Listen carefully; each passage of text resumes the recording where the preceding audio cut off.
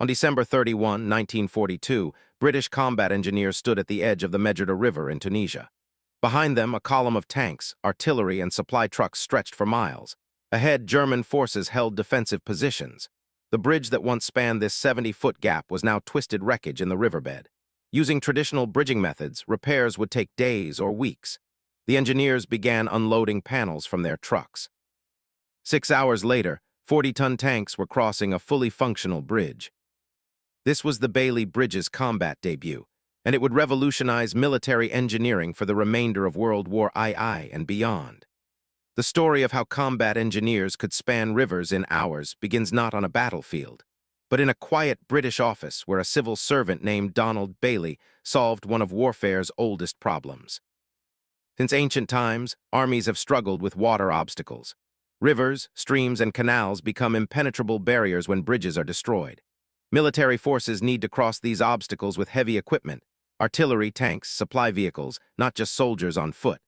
The engineering challenge is formidable. Build a structure strong enough for heavy loads, yet portable enough to transport to remote locations, and simple enough to construct quickly under combat conditions. Before 1941, military bridging was a logistical nightmare. The British Army used several bridging systems, each with severe limitations. The small box girder bridge required cranes and specialized vehicles to erect. The heavy pontoon equipment could span rivers but required extensive assembly time and calm water conditions. The folding boat equipment worked only for light loads. None could be rapidly deployed by ordinary combat engineers working under fire. The German Wehrmacht had demonstrated the strategic importance of rapid bridging during their 1940 campaigns in France and the Low Countries. German engineers used pontoon bridges and prefabricated components to maintain their armored forces' momentum. When bridges were destroyed, Wehrmacht pioneers could often restore crossing capability within 24 hours. British forces lacked equivalent capability, contributing to the strategic mobility problems that culminated in the Dunkirk evacuation. The specifications for an ideal military bridge seemed contradictory. It needed to be strong enough to carry 40-ton tanks, light enough for soldiers to carry components without heavy machinery, simple enough to assemble without specialized tools or training, modular enough to adapt to different spans and load requirements. Traditional engineering approaches couldn't satisfy all these requirements simultaneously. Steel strong enough for heavy loads was too heavy to be portable. Components light enough to carry by hand weren't strong enough for tanks. Designs simple enough for field assembly lacked the strength for military loads. Donald Coleman Bailey was born in 1901 in Rotherham, Yorkshire. He studied at the University of Sheffield, earning a degree in civil engineering. In 1929, he joined Britain's War Office as a civil servant in the experimental bridging establishment. By 1940, he was a senior engineer with the Wartime Design Department, tasked with developing solutions to military engineering problems. Bailey's breakthrough came in 1940 during the desperate period following Dunkirk. The British Army needed equipment that could be manufactured quickly, transported easily, and deployed rapidly. Bailey's innovation was to rethink the entire approach to portable bridging. Rather than designing a bridge as a unified structure, he conceived it as a system of standardized components that could be assembled in infinite combinations. The fundamental element was the panel. Bailey designed a rectangular lattice structure measuring exactly 10 feet long by 5 feet high. The panel used a Warren truss pattern, a series of triangular elements that efficiently distributed structural loads. Each panel was fabricated from standard structural steel and weighed 570 pounds. This weight was critical. 3 soldiers could lift a panel, 6 could carry it comfortably, and it required no special handling equipment. The genius lay in the connection system. Each panel had circular holes at precise locations along its frame. Panels connected by inserting steel pins through aligned holes. The pins were 3 inches in diameter and could be driven into place with standard sledgehammers. No welding, no bolts requiring wrenches, no complex assembly procedures. Just holes, pins, and hammers, tools every combat engineer unit possessed. The second innovation was vertical and horizontal modularity. Need a stronger bridge. Stack panels vertically, double-high or triple-high configurations. Need a wider bridge. Place panels side by side, double-wide or triple-wide. Need more length. Add more panels end-to-end. Every configuration used identical components connected in identical ways. A single bridge, 1 panel high, 1 wide, could support 40 tons over a 100-foot span. A triple-triple bridge, 3 panels high, 3 wide, could carry 110 tons over 200 feet. Bailey designed complementary components to complete the system. End posts anchored the bridge to foundations at each bank. Transoms ran perpendicular to the main panels, supporting the roadway. Stringers ran lengthwise, carrying the decking. The decking itself consisted of wooden planks that provided the actual road surface and traction for vehicles. Ramps connected the bridge to approach roads. Every component used the same standardized connection points and simple pin assembly. The mathematical elegance of the design was profound. The Warren truss pattern meant that structural forces resolved into tension and compression along the diagonal members. These forces were predictable and calculable using straightforward engineering formulas. Field engineers could determine required configurations using basic arithmetic and reference tables. No complex calculations were needed at the construction site. Bailey completed his initial designs in 1940 and submitted them to the War Office in early 1941. The designs underwent testing at the experimental bridging establishment in Christchurch, Hampshire. Engineers built test spans and subjected them to increasingly heavy loads.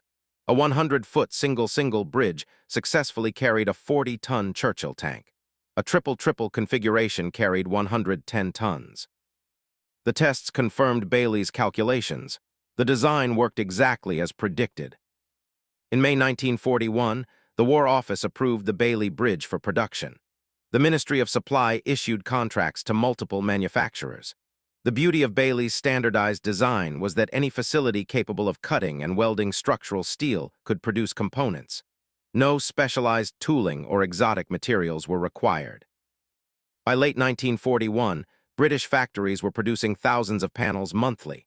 Production accelerated throughout 1942 and 1943. The modular design meant production could be distributed across many facilities, reducing vulnerability to bombing and maximizing output. Factories in Birmingham, Sheffield, Manchester, and other industrial centers all produced Bailey Bridge components to identical specifications. Each component was marked with identification codes indicating its type and intended position in the bridge structure. Panels, transoms, stringers, and other elements were packaged in sets sufficient for specific bridge configurations. A complete 100-foot single-single bridge kit fit on 6 standard military trucks. Larger bridges required more trucks, but everything remained within normal military transport capacity. The United States began producing Bailey bridges under license in 1943. American factories added their production capacity to British output. By 1944, combined Anglo-American production reached approximately 15,000 panels monthly, enough for dozens of complete bridges.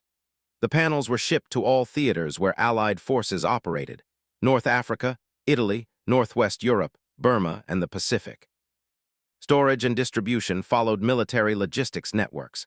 Bridge components were stockpiled at rear area depots, moved forward to corps and division supply points, and issued to engineer units as needed. A typical engineer battalion in Europe during 1944-45 maintained a stock of panels sufficient for several bridges in various configurations, allowing rapid response to bridging requirements as they arose. The Bailey Bridge system required training, but far less than previous bridging equipment.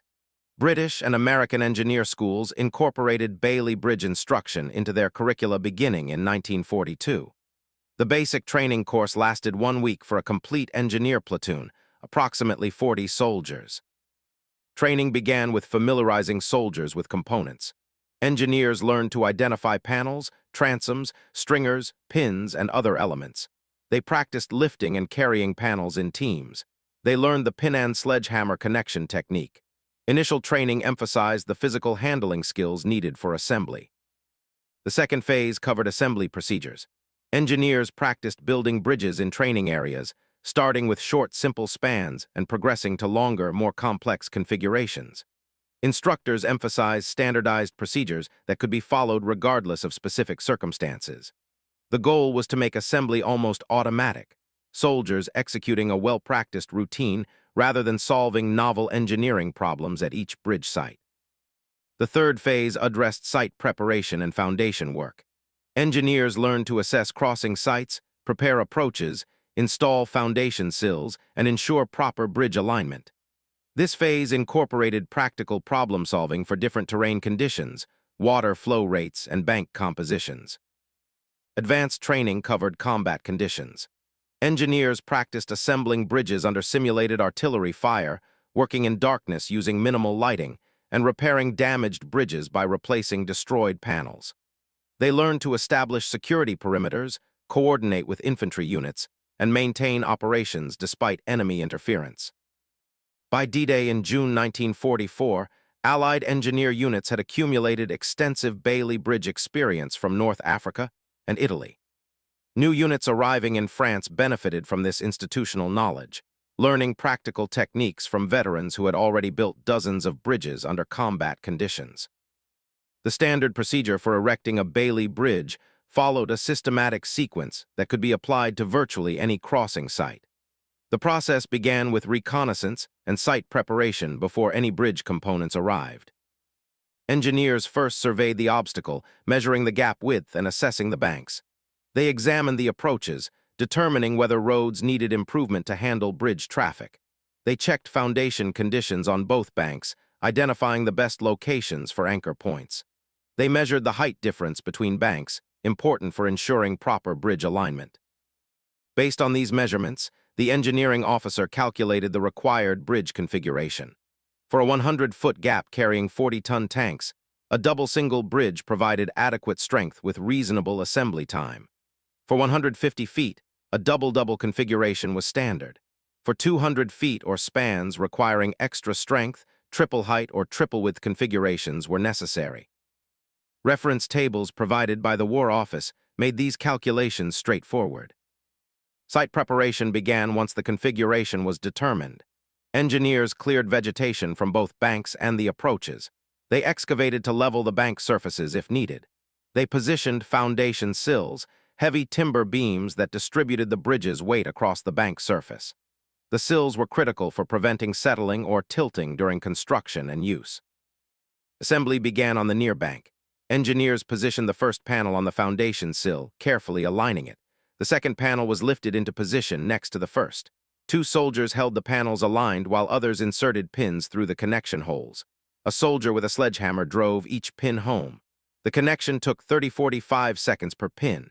Each panel junction required 4 pins, 2 at the top cord and 2 at the bottom cord. As panels were added sequentially, the bridge structure extended horizontally across the gap. The leading edge of the bridge was fitted with a launching nose, a triangular framework that reduced cantilever weight and guided the bridge across the gap. The nose was essential for longer spans where the unsupported portion would otherwise be too heavy for controlled movement. The bridge was launched across the gap using one of two methods. For shorter spans, engineers simply extended it panel by panel until it reached the far bank. For longer spans, they built the complete bridge on rollers on the near bank, then pushed the entire structure across using manual force or winches. A 100-foot bridge could be launched by 40 engineers pushing in coordinated surges. Longer bridges required more personnel or mechanical assistance.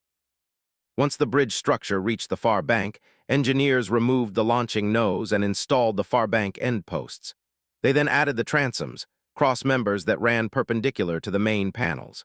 Transoms were spaced at 10-foot intervals, corresponding to panel lengths. Each transom was secured with pins using the same sledgehammer technique. Stringers came next. These longitudinal members rested on the transoms and directly supported the roadway decking. Multiple stringers ran the full length of the bridge. In a standard bridge, 6 stringers were used, 2 near each edge and 2 in the center. The stringers were standard steel I-beams, also pinned into position. The final structural step was laying the roadway decking. Engineers used heavy timber planks placed crosswise on the stringers. The planks were typically 3 inches thick and 10-12 inches wide, providing a solid road surface. In some configurations, steel decking was used instead of wood, particularly where the bridge would carry sustained heavy traffic. Ramps connected the bridge to the approach roads. These were usually constructed from earth with timber reinforcement, though prefabricated Bailey ramp sections were available.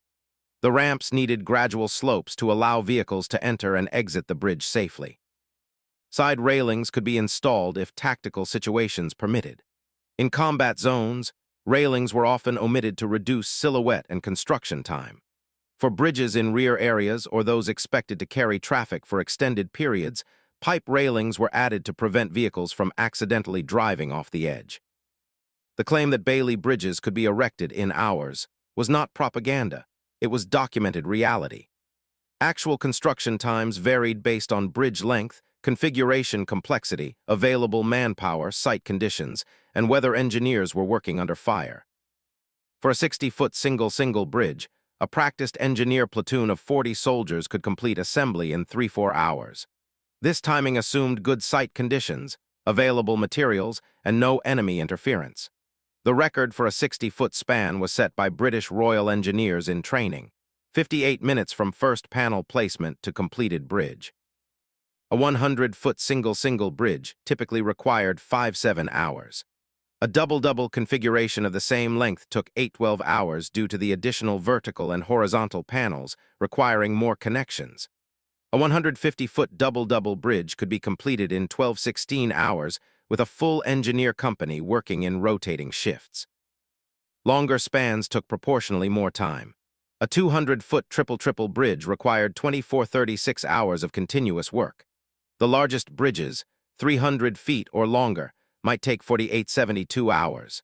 However, even these extended timelines represented extraordinary speed compared to traditional bridging methods, which would require weeks for comparable spans. Combat conditions increased construction times by 50–100%. Engineers working under artillery fire or aerial bombardment necessarily spent time in shelter rather than assembling bridge components. Night construction without adequate lighting was significantly slower than daylight work. Difficult terrain, steep banks, marshy approaches, swift currents, added complexity and time. Several factors could accelerate construction. Experience made enormous differences. Engineer units that had built multiple bridges developed efficient teamwork and routines. A veteran engineer platoon could erect bridges 25–30% faster than newly trained units. Prepositioning materials close to the construction site eliminated transport delays. Adequate manpower, using a full company instead of a single platoon, could reduce elapsed time by having multiple teams working simultaneously on different aspects of the bridge. Weather affected construction significantly. Rain made everything more difficult. Components became slippery, ground turned to mud, and visibility decreased. High winds complicated the launching phase, particularly for longer spans where the bridge structure acted as a sail. Engineers learned to avoid launching bridges during high winds and to wait for calmer conditions when possible. The Bailey Bridge entered combat during the North Africa Campaign in late 1942. British 8th Army engineers received Bailey Bridge equipment as they pursued Axis forces across Libya and into Tunisia. The terrain presented numerous destroyed bridges and culverts that needed rapid replacement. The first combat Bailey Bridge was erected over the Medjugorje River in Tunisia on December 31, 1942. Royal Engineers from the 3rd Division assembled a 70-foot single bridge in approximately 6 hours while under sporadic artillery fire. The bridge was tested with a Churchill tank, then opened to traffic. Sherman tanks, artillery tractors, and supply trucks crossed throughout the night and following day, supporting the advance toward Tunis. At Hammamet in Tunisia during April 1943, engineers built a 110-foot double single Bailey bridge to replace a demolished concrete span. Working through the night, they completed the bridge in 14 hours. By dawn, armor was crossing and infantry were advancing into the town. The bridge remained in use for 3 weeks until a more permanent structure could be installed. North African experience validated the Bailey Bridge design. The bridges performed exactly as specifications indicated. They supported advertised loads without deformation or failure. Assembly procedures worked as trained. Most importantly, combat engineers could build bridges rapidly enough to maintain operational momentum. Pursuing Axis forces could no longer rely on demolished bridges to delay Allied advances significantly. Engineers identified several practical improvements based on North African experience. Foundation preparation on sandy or loose soil required more extensive work than anticipated. Engineers learned to use broader sills or excavate to more stable substrata. Desert dust infiltrated moving parts. Pins sometimes required extra force to drive home. These issues were minor and easily addressed with adjusted procedures. The psychological impact was significant. Engineer units gained confidence in the Bailey system. Infantry and armor commanders learned they could count on rapid bridge replacement. Logistics officers could plan supply movements knowing that engineer units could restore crossing capability quickly. This confidence permeated Allied operations planning for subsequent campaigns. Italy presented more challenging bridging conditions than North Africa. The Italian peninsula's mountainous terrain featured numerous rivers flowing in steep-sided valleys. Bridges were essential to north-south movement, and German forces systematically destroyed them during their retreats. The Italian campaign became a laboratory for Bailey Bridge applications under difficult conditions. The Volturno River crossing in October 1943 demonstrated Bailey Bridge capability under combat pressure. The river ran 120 feet wide at the selected crossing point. British engineers chose a double-double configuration for adequate strength. They assembled the bridge in sections on the southern bank, then launched it across the gap. The operation took 18 hours from start to finish, working through darkness with minimal lighting to avoid German artillery targeting. Once complete, the bridge carried continuous traffic, tanks, trucks, artillery, infantry, for 3 weeks. At the Garigliano River near Cassino in early 1944, engineers erected multiple Bailey bridges to support the prolonged offensive. German observation posts on Monte Cassino overlooked the crossing sites, making construction extremely hazardous. Engineers worked primarily at night, carrying components to construction sites during darkness and assembling bridges in the hours before dawn. A 90-foot bridge could be built in 6–8 hours under these restrictive conditions. Engineers developed techniques for working under observation. They pre-positioned all components at the site during darkness on previous nights. They rehearsed the entire assembly sequence in rear areas so every soldier knew their exact role. On construction night, they worked with maximum efficiency, minimizing time exposed to potential artillery fire.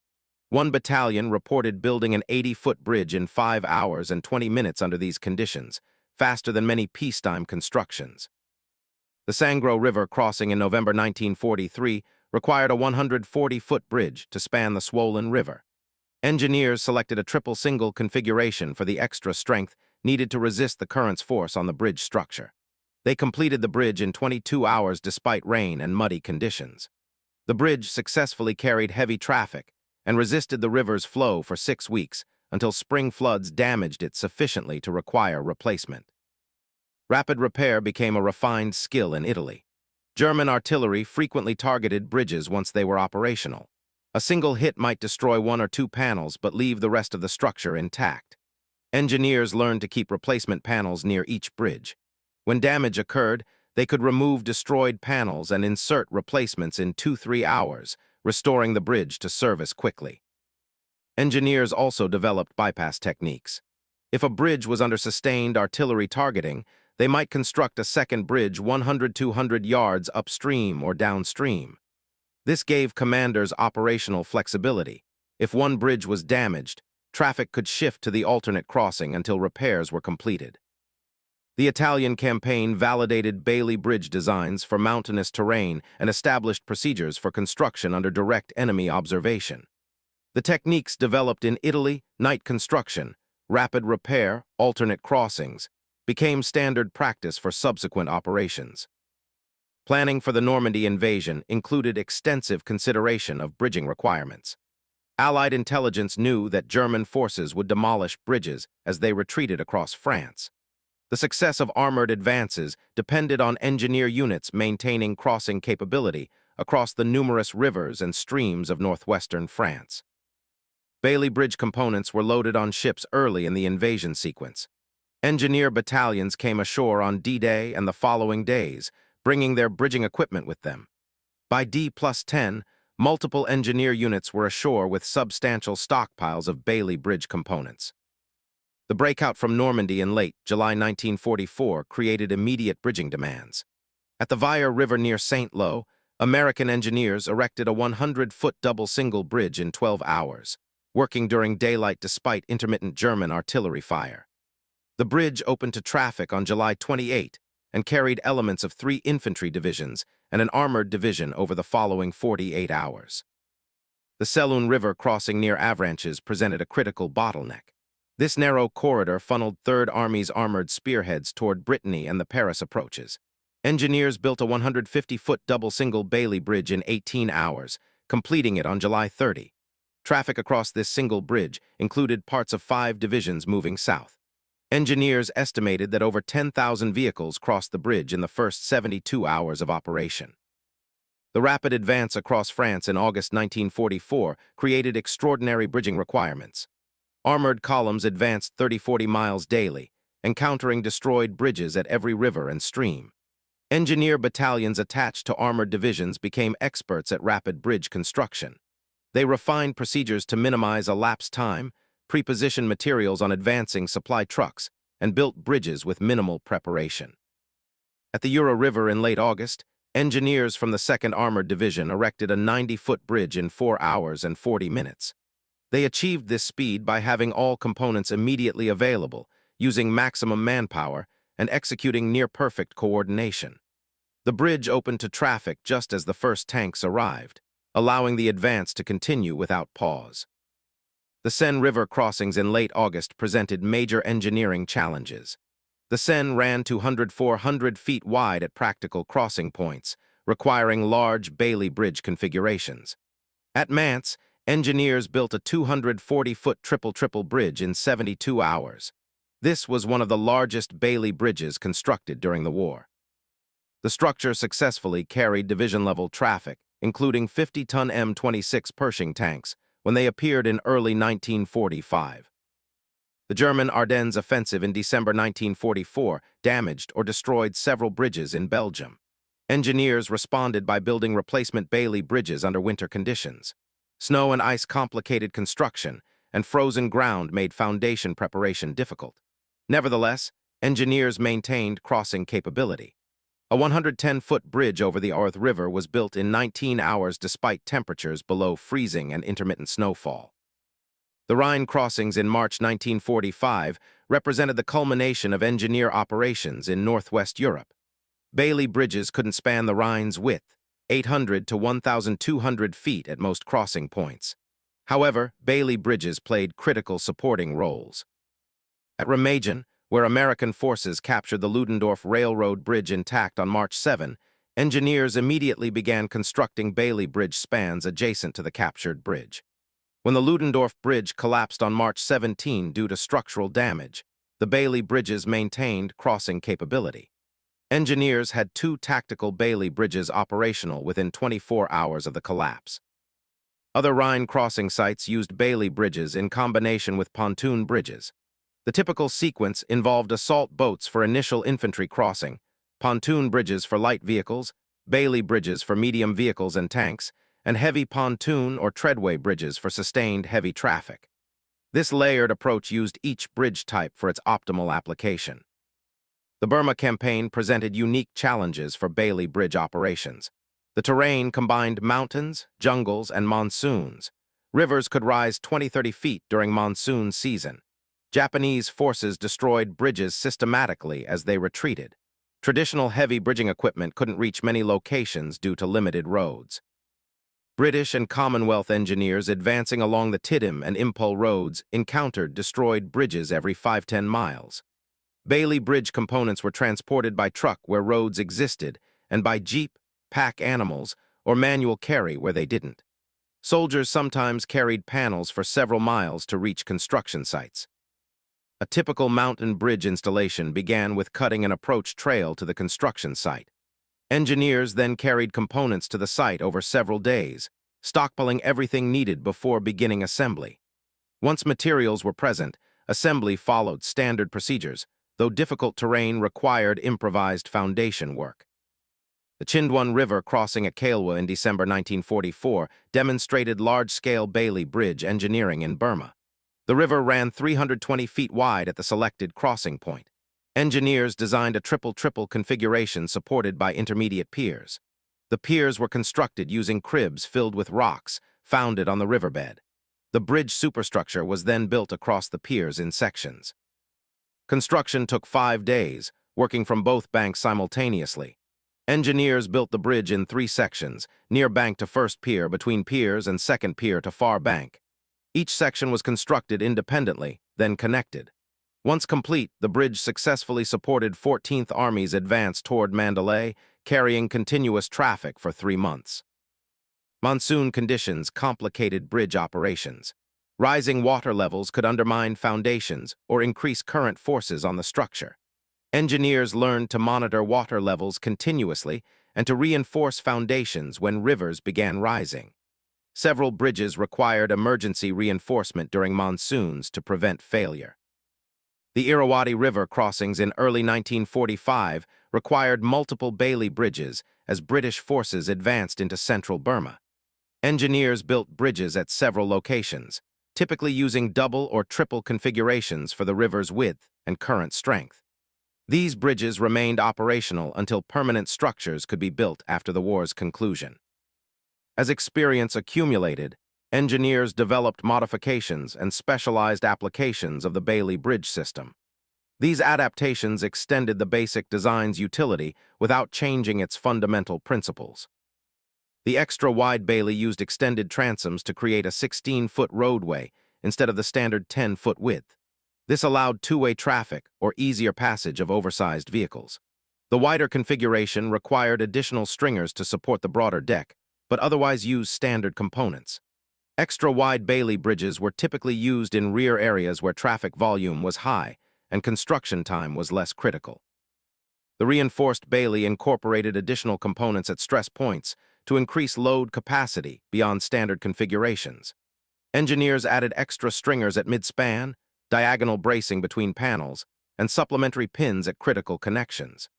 These modifications allowed standard Bailey components to carry loads 15–20% beyond their rated capacity, useful when heavy vehicles needed to cross bridges designed for lighter loads. The Bailey Pontoon Bridge combined Bailey panels with pontoon floats to create floating bridges for locations where water was too deep for conventional bridge piers. Pontoons were positioned at regular intervals across the water obstacle. Bailey panels were then assembled on top of the pontoons, creating a floating roadway. The Bailey structure provided rigidity and distributed loads across multiple pontoons. These floating bridges were particularly useful for very wide rivers or tidal waters, where fixed bridges were impractical. The folding Bailey represented an attempt to reduce assembly time by pre-assembling sections that could be folded for transport and unfolded at the construction site. The concept worked for relatively short spans, but the folding mechanism added weight that offset some of the time savings. Folding Bailey bridges saw limited use in Northwest Europe during 1944–45, but never became standard equipment. Engineers also developed specialized applications for particular situations. Bailey bridge panels could be used horizontally to create temporary roadways over soft ground or marshes. They could be assembled vertically as temporary towers or shoring for other construction projects. The modular nature of the design made the components useful for various engineering purposes beyond bridging. Total Bailey bridge production during World War II reached substantial levels. British factories produced approximately 165,000 panels between 1941 and 1945, along with corresponding quantities of transoms, stringers, pins, and other components. American factories added roughly 35,000 panels produced under license. Combined production totaled approximately 200,000 panels, enough materials for thousands of complete bridges. Panel production peaked in 1944 at roughly 15,000 panels monthly from all sources combined. This production level supported simultaneous operations in Italy, Northwest Europe, Burma, and the Pacific Theater. Monthly panel production in 1944 was sufficient to build approximately 60–80 complete bridges of 100-foot length, depending on configuration. The production effort required substantial steel tonnage. Each panel used approximately 220 pounds of structural steel. Total steel devoted to Bailey bridge production exceeded 44,000 tons during the war. This represented a significant but manageable portion of Allied steel production, which reached millions of tons annually by 1943–44. Manufacturing Bailey bridge components required relatively modest industrial capacity compared to other military equipment. A medium-sized structural steel fabrication plant could produce 5,100 panels daily. This meant production could be distributed across many facilities, reducing vulnerability to bombing and maximizing output flexibility. Component standardization simplified production management. Every panel was identical, so quality control was straightforward. If one factory's panels fit correctly with another factory's panels, both were manufacturing to specification. This interchangeability was essential for the global distribution of Bailey Bridge equipment. The economic efficiency was remarkable. A 100-foot single Bailey Bridge required approximately 20 panels plus complementary components.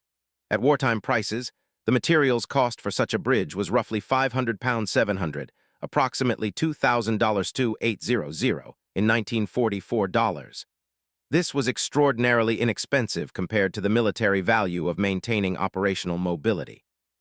A single delayed division cost far more in lost operational effectiveness than dozens of Bailey bridges.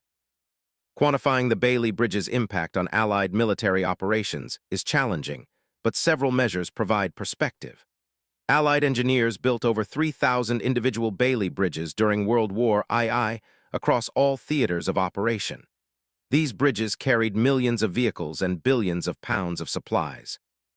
In Northwest Europe alone, from June 1944 to May 1945, Allied engineers erected approximately 800 Bailey bridges. These bridges spanned rivers, streams, canals, and bomb craters across France, Belgium, Holland, and Germany. Without these bridges, the advance from Normandy to the Elbe River would have been impossible at the speed actually achieved. The Italian campaign required roughly 600 Bailey bridges between 1943 and 1945. The mountainous terrain made fixed bridging even more critical than in France. Every major Allied offensive in Italy required multiple Bailey bridges to maintain supply lines and enable continued advance. Burma and Southeast Asia accounts for approximately 400 Bailey bridges built during 1943-45. These bridges enabled the reconquest of Burma and support for operations in India.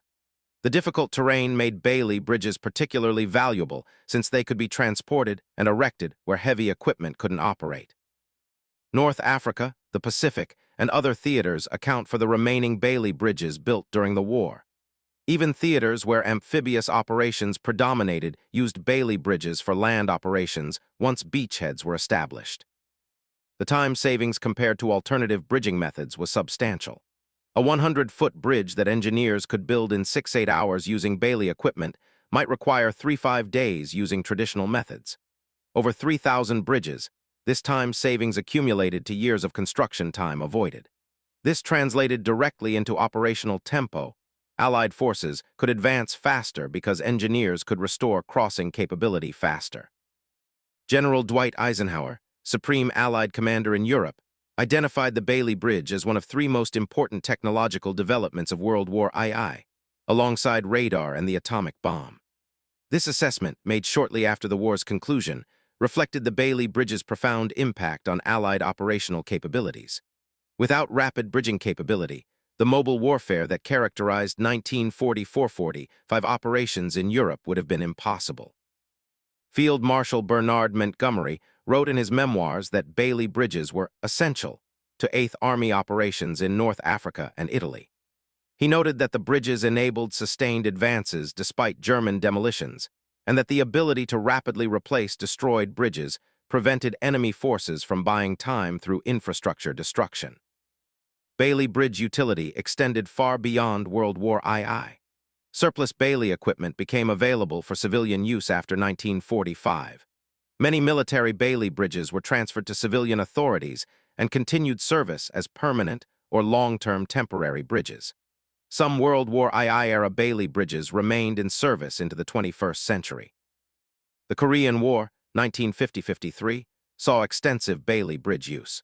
United Nations forces used them throughout the Korean peninsula as North Korean and Chinese forces repeatedly destroyed bridges. The designs were essentially unchanged from World War II, demonstrating their enduring practicality.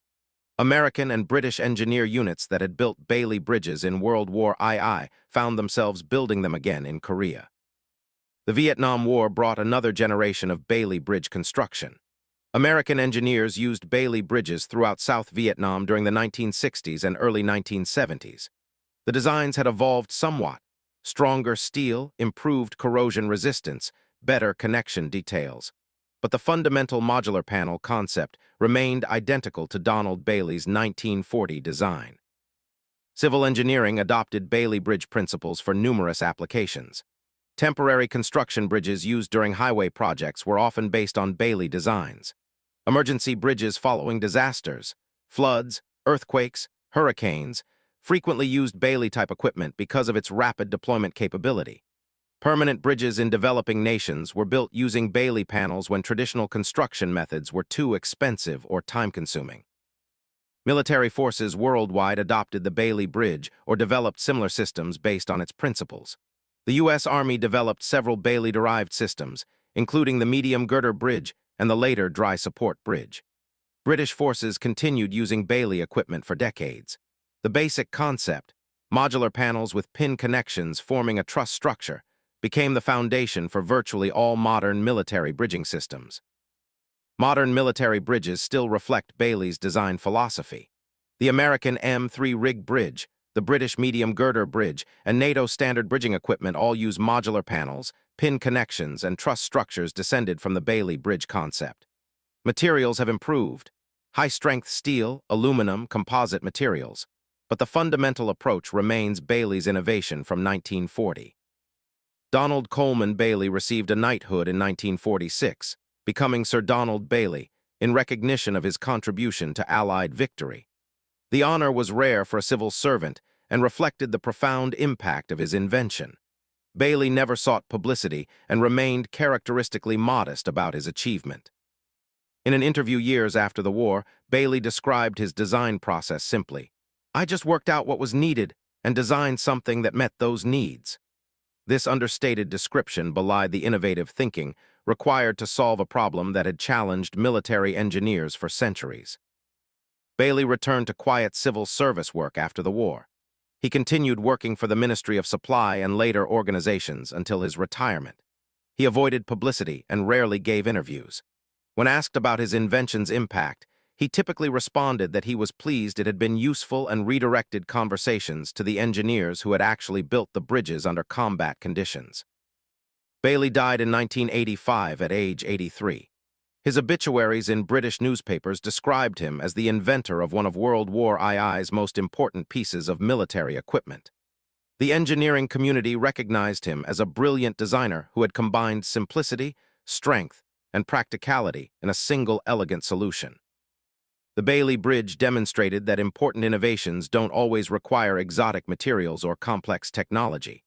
Sometimes the breakthrough comes from rethinking the problem's fundamentals and designing a system that does exactly what's needed with minimum complexity. Bailey's panels, pins, and sledgehammers, simple components executing a simple concept, proved more valuable than elaborate designs requiring specialized equipment and expertise. The answer to how Bailey bridges let combat engineers span rivers in hours lies in their elegant simplicity. Donald Bailey reduced a complex engineering challenge to a systematic assembly process. Standardized components light enough for soldiers to carry. Connections simple enough to make with sledgehammers. Strength through geometric design rather than material mass. Infinite scalability through modular combinations. A combat engineer platoon could arrive at a destroyed bridge site with trucks carrying Bailey components. Within hours, 4 hours for 60 feet, 8 hours for 100 feet, 24 hours for 200 feet, they could have a functioning bridge carrying 40-ton tanks. This capability transformed military operations, allowing armored forces to maintain momentum despite enemy demolitions. The Bailey Bridge's impact extended beyond simple time savings. It changed operational planning. Commanders could advance aggressively knowing that engineer units could restore crossing capability quickly. Logistics officers could plan supply movements confident that demolished bridges wouldn't create prolonged bottlenecks. Intelligence staffs knew that enemy bridge demolitions would delay operations only briefly, not halt them. Over 80 years after its invention, the Bailey Bridge remains in service worldwide. Modern versions use improved materials and connections, but the fundamental design, modular panels forming truss structures, remains unchanged. This longevity testifies to the practicality and elegance of Bailey's original concept. The Bailey Bridge proved that sometimes the most effective solution is the simplest one. In an era of increasingly complex military technology, Bailey's design stood out for its deliberate simplicity. Any soldier could understand it. Any engineer could build it. Any situation could accommodate it. This universal adaptability, more than any sophisticated feature, made the Bailey Bridge one of World War II's truly decisive technologies. Combat engineers spanning rivers in hours. This capability, enabled by Donald Bailey's ingenious design, helped win World War II and continues serving military and civilian needs worldwide today.